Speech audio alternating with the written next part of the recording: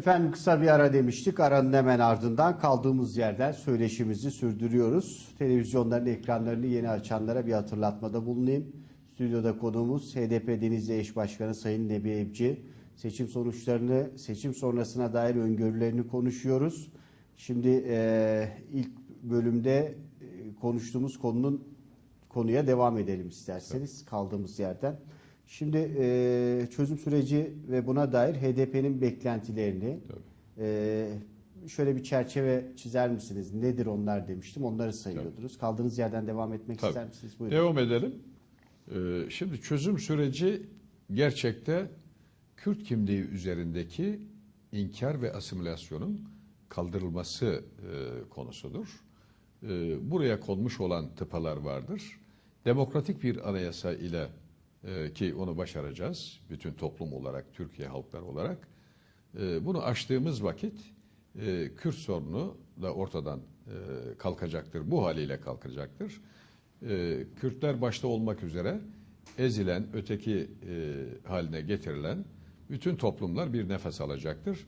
Çözüm süreci diye tabir ettiğimiz süreçte devlet ve hükümet politikaları maalesef bu konuda biraz çekimser davranıyorlar. Gerçekte toplumların barışması gerekir. Hükümetlere ve partilere düşen, devlete düşen de bu ortamı hazırlamaktır. Yani demokratik bir ortam hazırlamaktır. Bu konuda HDP dediğimiz gibi yeni başlayan süreçte üzerine düşen bütün olanakları kullanacaktır. Bir barış ihtiyacımız olduğu bütün toplum kesimleri tarafından ifade edilmektedir. Barıştan kastettiğimiz toplumların barışmasıdır. Çünkü 40 yıldan bu yana bir çatışmalı hal yaşadık. Son 3 yıldan bu yana biliyorsunuz bu çatışmalı hal ortadan kaldırılmış durumda. Ama bunun siyasetteki karşılığı yani demokratik bir anayasayla bu sorunun barışçı bir biçimde çözümüdür. Biz de o yönde çalışmalarımızı sürdürüyoruz. Evet. Şimdi toplumların barışması anlamında herhalde bu son 40 yılda özellikle vurgu yaptınız. Bu 40 yılda yaşanan bir nevi toplumsal sendrom olsa gerek. Doğru. Yaşanmışlıklara rağmen toplum hafızasını silmek ya da yenilemek sizce mümkün müdür? Çünkü en temel herhalde hareket noktasının bu olması gerekiyor. Yani siz ne kadar yasa çıkartırsanız çıkartın, ne kadar düzenlemeye giderseniz gidin, toplumun bunu benimsemesi her şeyden öte galiba değil mi? Şimdi orada diğer dünya ülkelerinde bunun örnekleri yaşandı. Son 40 yılda, 50 yılda yaşandı. Hatta mesela AKP'nin de müdahil olduğu Endonezya'da Endonezya merkezi devletiyle arasında sorun olan bir bölge siyasileri ve toplum kesimleri arasında görüşmelerde Moro Hareketi diye bilinen bir harekettir bu. Hı hı. Dolayısıyla AKP'nin de müdahil olduğu bir süreçte yani uzlaşı, barışma, uzlaşma. Türkiye'de bunu başarabiliriz diyoruz. Çünkü dünya örnekleri bunu başarmıştır. Güney Afrika'da başarmıştır. Biliyorsun İngiltere, İrlanda sorunu konusunda başardı. İspanya, Bask bölgesi, Katalonya bölgesi konusunda başardı. Daha birçok çözümden söz edilebilir, modelden söz edilebilir. Biz de Türkiye'de kendi modelimizi diyoruz. Türkiye halklarının üretmiş olduğu demokratik bir modeli güçlendirelim. Bu çerçevede Gerçekleri Araştırma ve Adalet Komisyonu yani Hakikat Komisyonu diyoruz biz kısaca. Hakikat Komisyonu kurulmalı. Hatta Türkiye Büyük Millet Meclisi nezdinde kurulabilir. Türkiye Büyük Millet Meclisi'nin bir bölüm diyelim atölye çalışmaları akademisyenlerle diğer toplum kesimleriyle oluşturulabilir diyoruz. Ama bu bir gerekliliktir diyoruz. Hakikat Komisyonu eliyle geçmişte yaşamış olduğumuz bütün çatışmalı süreçler, darbe süreçlerinde işlenmiş olan, insanlığa karşı işlenmiş olan suçlar var. Onlar bir bir açığa çıksın. Dolayısıyla büyük barışma dediğimiz insanlığın yani Türkiye'deki 80 milyon insanımızın birbiriyle yüzleşmesi, birbirine karşı işlemiş olduğu yanlışlar, hatalar açıkça ifade etmesi ve bu şekilde birbiriyle barışması, kaynaşması başarabiliriz diyoruz. Hatırlayın, bundan 3 yıl önce bu çözüm süreci, barış süreci adımları atılmaya başlandığında biliyorsunuz toplumun neredeyse %70'i bu sürece destek verdi. Yani Akil İnsanlar Heyeti oluşturuldu biliyorsunuz. Akil İnsanlar Heyeti Türkiye'nin bütün bölgelerine gezdiler. Halkla temas ettiler, halkı dinlediler, toplantılar yaptılar ve raporları Sayın Başbakan'a sundular. Ama Sayın Başbakan bu raporları şeffaf bir biçimde Türkiye kamuoyuna açıklamadı. Bu bir eksiklikti, bu bir yanlıştı diyoruz. Bunun derhal açıklanması gerekir diyoruz. Tabii Akil İnsanlar Heyeti'nde görev yapan 78'ler sözcümüz Celalettin Can hem kendi çalışmış olduğu bölgede hem de diğer bölgelerin raporlarını İstanbul'da bir basın toplantısı yoluyla açıklamıştı. Yani özet olarak şunu söylemek gerekir. Türkiye'de toplumdan hiçbir şey saklamamak gerekir. Yani madem ki toplumun barış sürecine yönelik %70 desteği var, bunu raporlara da Akil İnsanlar Heyeti yansıtmıştır. Bu raporların kamuoyuyla paylaşılması gerekir diyoruz. Ve bundan sonra atılacak olan adımlarda da örneğin bir izleme heyeti olup bitenler konusunda bir izleme heyetinin kurulması, hakikatleri araştırma komisyonunun kurulması, yani toplumun siyasi ve toplumsal, psikolojik anlamda, sosyolojik anlamda buna hazırlanması. Zaten bir beklenti vardır. Bir barış beklentisi vardır. Ama siyasiler bu konuda görevlerini layıkıyla yapmamaktadırlar. Toplumu gerginleştiren, ötekileştiren siyasette ısrar etmektedirler. Türk-Kürt ayrımı konusunda demokratik bir Türkiye'yi getirecek politikalardan şimdilik uzak durmaktadırlar. Ama biz biliyoruz ki yakın bir gelecekte, belki 6 ay sonra, belki 1 yıl sonra bu anlamda çok önemli adımlar atılacağını biz şimdiden görüyoruz, düşünüyoruz. Buradaki konuşmanızdan çıkaracağımız sonuçlardan biri de şu mu acaba? Taraflar öncelikle geçmişleriyle, geçmişteki hatalarıyla mı yüzleşmeli ve kabullenmeli? Bunu da mı anlamamız gerekiyor? Tabii devlet politikasıdır esas bizim üzerinde durduğumuz. Tabii devlet politikasından kaynaklanan yanlışlar vardır, katliamlar vardır, faili meçhuller vardır, insanlığa karşı işlenmiş suçlar vardır. Bütün bu süreçler toplumdan gizlenmeden zaten devletin kayıtlarında bunlar durmaktadır. Bu bilgilerin, bu raporların toplumla paylaşılması, anlatılması topluma ve bundan sonraki demokratik bir Türkiye'nin geleceğinin artık bu tür suçların işlenmeyeceğine dair topluma söz vermeleri gerekir. Bu da Türkiye'nin geleceğine çok önemli bir demokratik katkı yapacağını biz düşünüyoruz HDP olarak. Evet. Nezaketinize sığınarak keskin bir soru daha sormak istiyorum. Tabii. Toplumun bu konudaki merak ettiklerini karşılamak adına. Kürt siyaseti ve temelde hitap ettiği kitle, özellikle bunu vurgulayarak bu soruyu soruyorum. Beklentisi bir devlet mi yoksa özgür bir temsil midir? Şimdi Kürt siyasi hareketi, demokratik Kürt siyasi hareketi biliyorsunuz son 30 yıldır Türkiye'de Halkın Emek Partisi'nden başlayan bir süreçle baktığımızda gerçekte her dönemde partileri kapatıldı, cezaevlerine atıldı milletvekilleri biliyorsunuz. Türkiye Evet. Büyük Millet Meclisi'nden yaka paça bir milletvekiline Dönem götürülmesi vardı, evet. süreçleri yaşadı. Artık Türkiye bu süreçleri yaşamasın diyoruz. Kürt kimliği üzerindeki bu inkar ve asimilasyon politikalarına son verilsin. Kürt ana dili üzerindeki yasaklar, ambargolar kaldırılsın.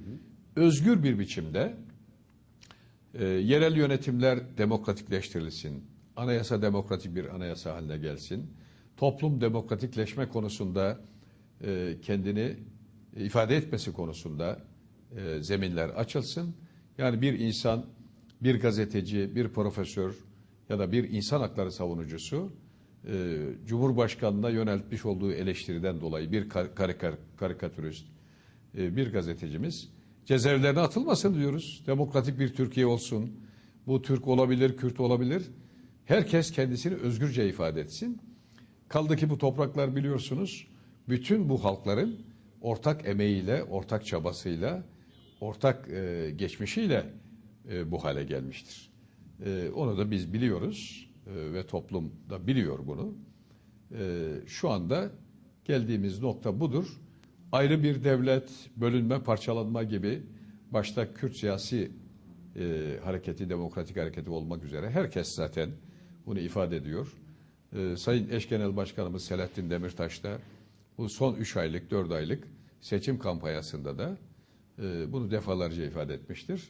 Biz de topluma, Denizli'de görüşmüş olduğumuz bütün insanlarımızla demokratik bir Türkiye'yi arzuladığımızı, özgür bir Türkiye'yi eşitlikten, insan haklarından yana, çoğulculuktan yana, yani farklı kültürlerin, farklı etnik yapıların, farklı dini inanca mensup herkesin özgürce yaşayacağı bir ülke olsun diyoruz. Evet.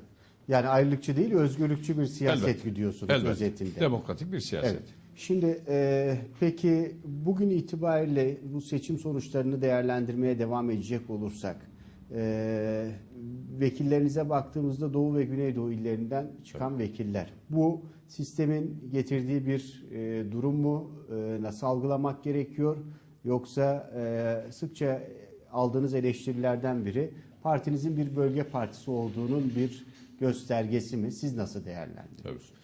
Şimdi Ömer Bey, bizim şu anda 82 milletvekilimiz seçildi seçimlerde, genel seçimlerde. Evet. Şimdi bunu bir tasnif ettiğimizde yaklaşık 25 ya da 30'a yakın milletvekilimiz batıdan seçildi. Yani ülkenin batısı diye tabir ettiğimiz batı illerinden seçildi. Yani İstanbul'dan, İzmir'den, Ankara'dan, evet, Bursa'dan, biliyorsunuz Kocaeli'nden, büyük şehirler, büyük şehirlerden, Mersin'den, Adana'dan, Antep'ten başta olmak üzere seçilen milletvekili arkadaşlarımızdır. Dolayısıyla HDP gerçekte bir Türkiye partisidir. Yani biz hep onun altını çiziyoruz. HDP Türkiye'dir, Türkiye HDP'dir diyoruz. Yani bu farklılıklarıyla, çoğulculuğuyla herkes, yani bu partide seçilen milletvekillerimize baktığımızda Türkler var, Kürtler var, Azeriler var, Çerkezler var, Gürcüler var, Ermeni milletvekilleri var. Yani böyle bir renkli ortamı kucaklamış durumda. Bu da sosyalist milletvekillerimiz var biliyorsunuz. Bunu koruyarak, geliştirerek, besleyerek devam edeceğiz.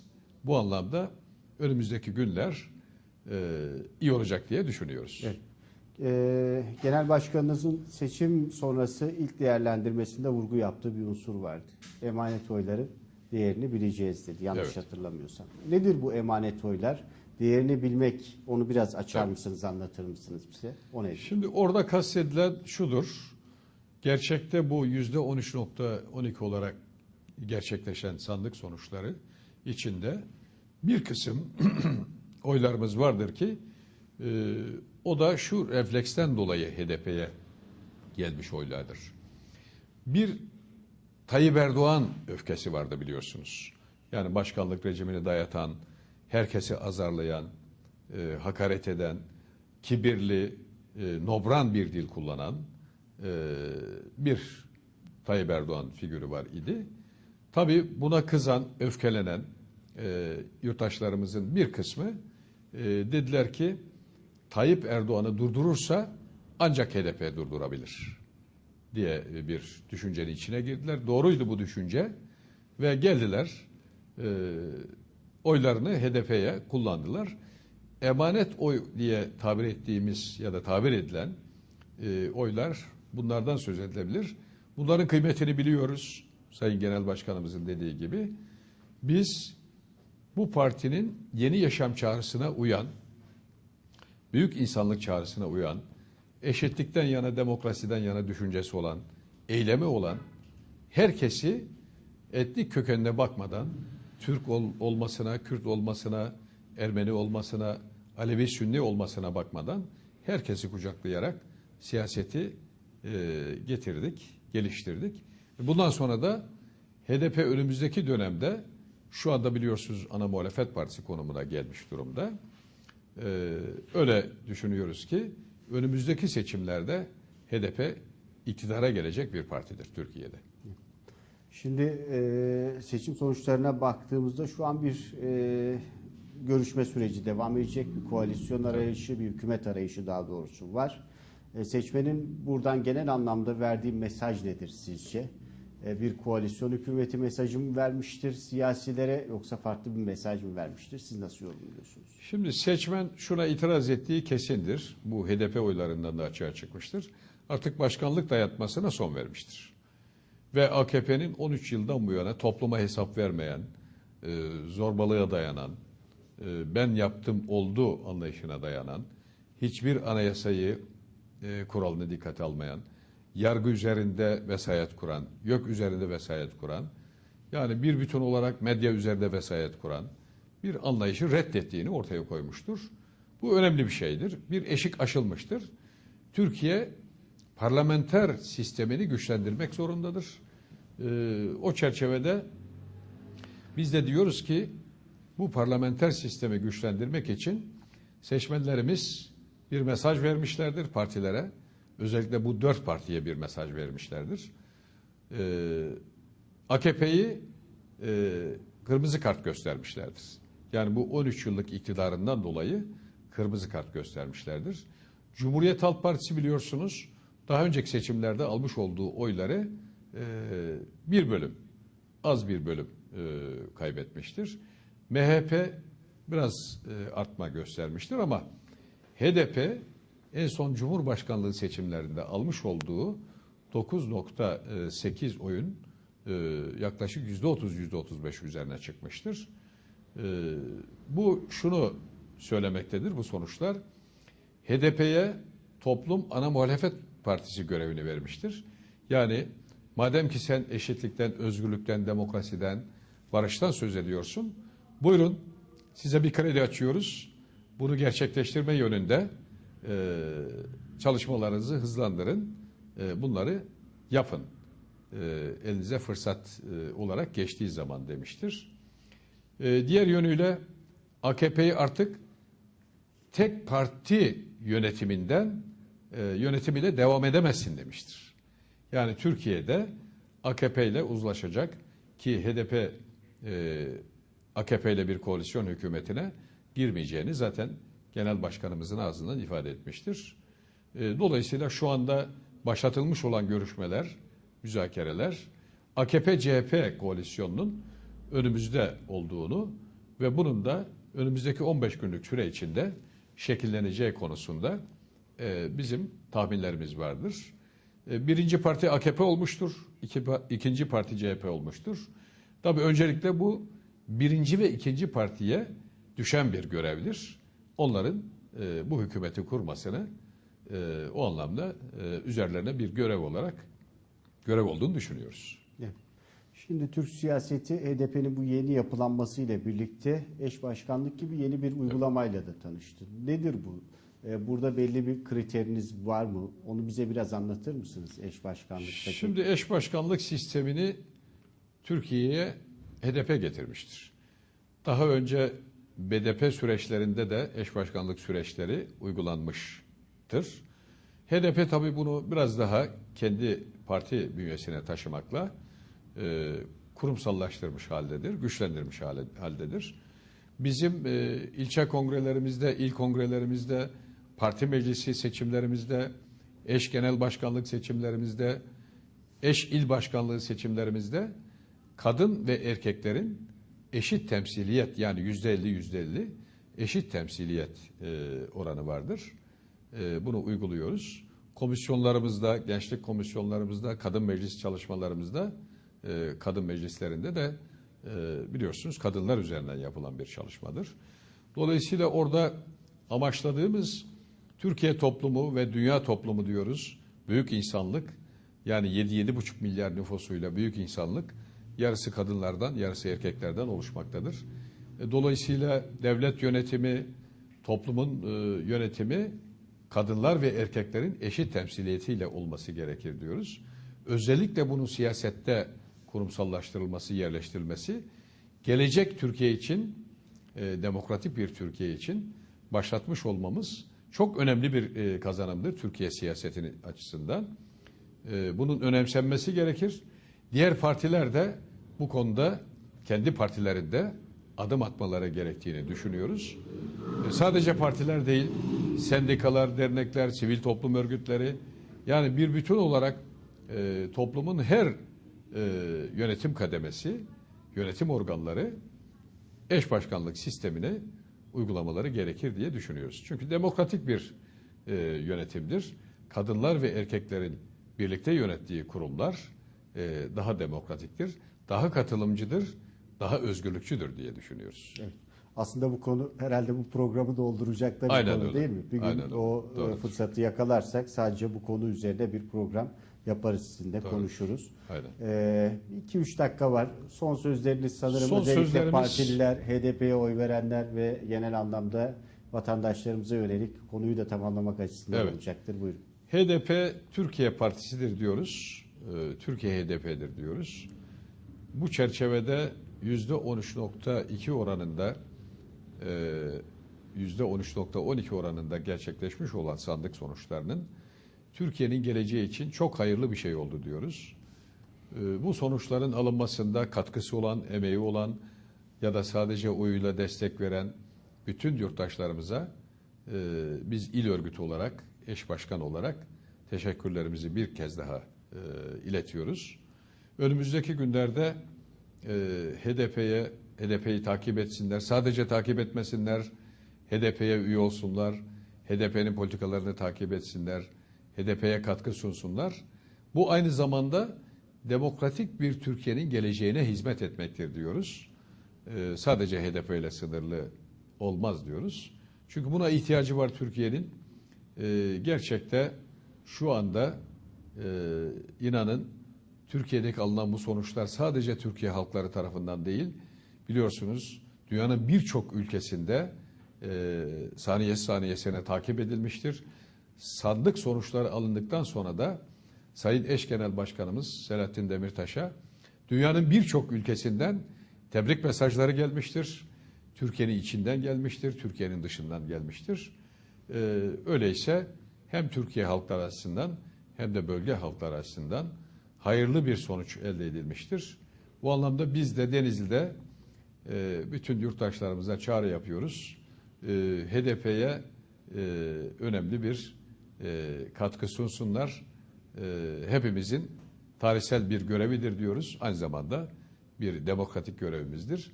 Çünkü demokrasiyi geliştirecek olan süreçleri hep beraber yapabiliriz diyoruz. Bu anlamda onları da teşekkür ediyoruz bir kez daha. Evet. Ben de kolaylıklar, başarılar diliyorum bundan Teşekkür sonraki ederiz. günlerdeki çalışmalarınızda. Efendim HDP Denizli Eş Başkanı Sayın Nebi Evci'ydi konuğumuz. Seçim sonuçlarını, seçim sürecini değerlendirdik ve önümüzdeki günlere dair bir de HDP'nin bu özel yapısı, eş başkanlık sistemini konuştuk. Bir başka programda farklı bir isimde yine gündemdeki konularla karşınızda oluncaya dek kendinize çok iyi bakın. Hoşça kalın.